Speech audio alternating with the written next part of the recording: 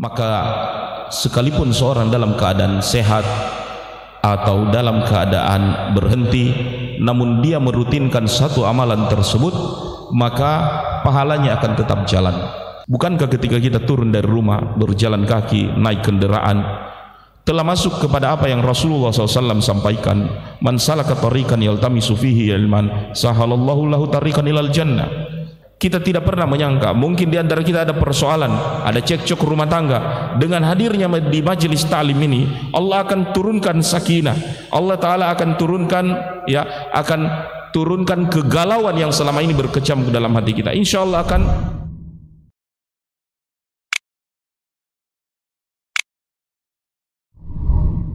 amalan seseorang akan dinilai menurut niatannya. Maka sekalipun seorang dalam keadaan sehat atau dalam keadaan berhenti, namun dia merutinkan satu amalan tersebut, maka pahalanya akan tetap jalan. Menuntut ilmu banyak keutamaan di dalamnya, dan cukuplah dia sebagai ibadah kepada Allah Ta'ala. Kita terhenti untuk mulazamah, untuk duduk di majelis ilmu ini dengan adanya pandemi. Tapi niatan di dalam hati kita ingin selalu hadir bermulazamah di tempat ini. Mudah-mudahan semua itu tetap terhitung pahalanya setiap malam Sabtu, setiap malam Jumat, atau malam-malam lainnya dari taklim-taklim yang ada.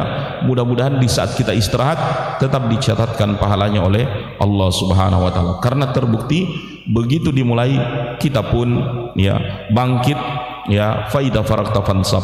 Selesai kita ya istirahat di musim Covid, kita bangkit lagi untuk terus menuntut ilmu syar'i ini. Memang penting materi ilmu yang kita akan dapatkan di majelis ilmu.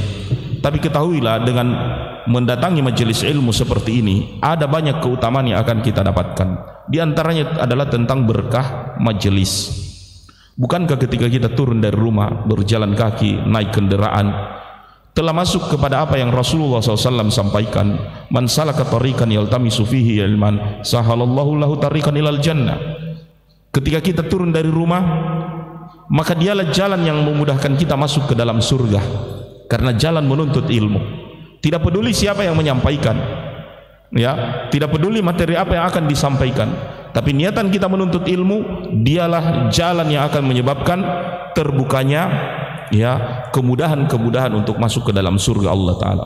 Ketika kita berkumpul ini tanpa terasa bahwa inilah majelis yang dikatakan oleh Nabi SAW, majtama qaumun fi baitin min buyutillah. Tidak berkumpul satu kaum di antara rumah-rumah Allah Ta'ala yang mereka membaca kitab-kitab Allah, yatlunahu wa yatadarasunahu, ya mereka membacanya, belajar dalamnya, illa nuzzilat alaihimu sakinah.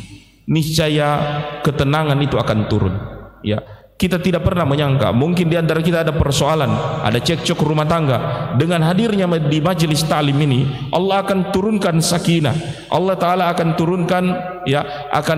turunkan kegalauan yang selama ini berkecam ke dalam hati kita. Insya Allah akan larut di majelis ini seluruh persoalan, seluruh kegalauan, seluruh kekhawatiran, termasuk ya hal-hal yang menurunkan imun kita ya di tempat ini. Dan Allah Ta'ala ya akan catat orang-orang yang hadir di tempat ini ya, dan cukuplah para malaikat berkeliling serta mendoakan orang-orang yang ada di majelis ini.